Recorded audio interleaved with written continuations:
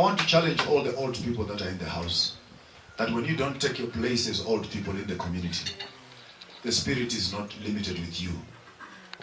It has tendencies of bypassing you and then come out through the grandchildren who might be far much younger than you, but they may just start teaching you what you have neglected and forgotten to do.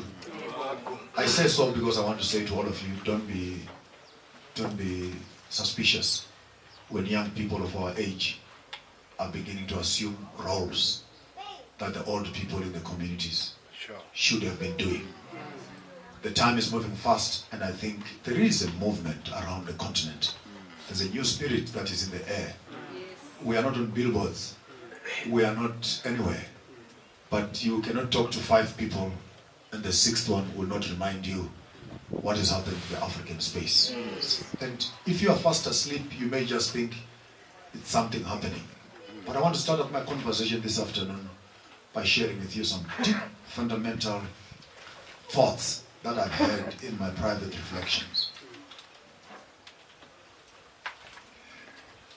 Culture is business. And he who is able to temper around with your culture can temper around with your economy. Because by convincing you that your culture is evil, you will not walk on the street without dressing, listening, eating, behaving the other culture. Sure. And for you to access that culture, you are going to pay for it. So for those of you who are educated, allow me to give you in a language you'll understand. Colonialism needs the colonizer to support the colonial project. Sure. I'm summing up what the elder was saying. Sure.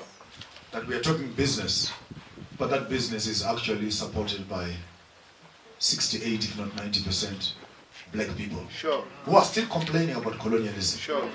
But they take every dime they have and they still support the system that is colonizing them. Is this not true, therefore, why black people come to Soweto this afternoon? They be Makishini. They come for Mamalamkhodu. They come for your cow feet and cleaning up their cars. And they're asking for a discount for 80 rand. Sure. Clean up their car is 50 rand. I'm chan. Clean it up. I'm 40 rand. Then I take Amazon dog for another 40 rand. And he's happy. He has supported black business. Come with me on Thursday night. He's sitting in Senton with his friends. And he swipes 58,000 for Moyet, for wine, for whiskeys. And he won't ask for a discount. Instead, he'll give a tip of 2,500 to the waiter. But we need to look at the way we are spending economically. Because we are giving power to the beast that is destroying us. To come back, therefore, when an African supports European business, they are actually giving the fuel to the system that oppresses them. Sure. Yo, say it again. When an African supports European businesses, they are empowering the same beast that will eat them and their children. I want us to argue that while you are looking at your libraries that are standing behind you, what are they saying about literature?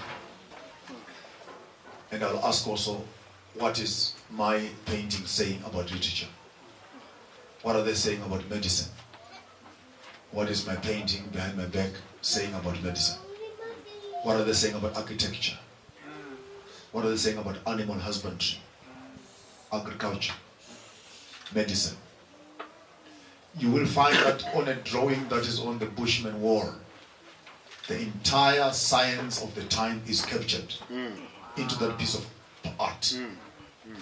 It's an education center. Sure. One day you'll hear that Maponga J, the bishop, has lost his mind. Don't be surprised. I'll be sitting in a cave with a small little chair, with a painting behind my back, transmitting information from one generation to the next generation. And our fathers And our grandfathers, because they could not write, I hereby write, here is the story of. But they would just draw on the wall of a group of people dancing around the fire, with their swords and spears lying on the ground, with the moon that is shining on the sky, wild beasts that are running in the velds. If you look at that picture, you may just have the SMS, the Facebook war. Before we had Facebook, our Facebook was on the rocks. Sure. Properly documented. And if we could stop and just go there and visit. Can I challenge just one person? Those who are into technology, who believe in paintings and paint. This wall is painted cream and white. Beautiful. But every 3 years, 4 years, you must be coming back to paint it again. What if I can shock you that those paintings are hundreds of thousands years old? Through the sun, through the wind, through the rain, the painting still holds. So what do we lose to cut a piece of that rock and take it to the laboratory and find out what are the active ingredients of this painting? And then take the science of the paint and produce it into paint. Maybe we may just paint our house once every 10,000 years. I think this is logical. This is like the simplest I can be on common sense. If you can't get it there, go and ask for a school fees back from your teacher. Because this stands as an emblem of history. That through thick and thin, through weather patterns and changes, that painting still remains as fresh as the day it was printed. And those roots are nearby. Those bloods are nearby to make that paint. So this is just one aspect. I'm not talking about indigenous medicine that are lying in the shops and on the streets. And we walk past them quickly, lest we contact evil spirits. On our way to the chemist. To buy the same chemicals that are now put in plastic test tubes as capsules. I grew up in the village. I don't apologize for that, and I'm actually thankful to the universe for giving me that opportunity to grow up in the village, where when a woman is pregnant in 4 months or so, I saw my uncle's wives from town. Remember, I was in the bush, so malumo metisile dolopeni. And a few months, weeks later, we see Umakoti Afigentli with a small little tummy. But she must come and deliver at home. Wow. It was a nice time because she never came alone. She usually came with a goat or she came with a sheep, which was supposed to be killed when she arrived. So we knew there was lots of meat to eat. For the next couple of weeks, we will be reducing our rabbit diet to a more interesting diet of meats and etc. To say the least, I remember my grandmother. Remember, I'm growing in a Christian family. So I'll move between two realms so that you can experience me fully. I don't want you to experience only as an astute, academically trained, young, kitchen, modern young man. I come with an ancient spirit. So we'll be sent by grandmother, go to that bush there, go cut this tree, bring firewood, don't bring this tree, bring that one, don't bring that one, there's too much smoke, bring this one. They all stack around that. I was too young, I was 7, 8, 9, 10, 12 years old. And we would just obey what our grandmothers were telling us, so bring everything else, and you do it. And it would go very nice. And then the house where she was staying was always this fire that was kept there. And so that the womb would be kept warm.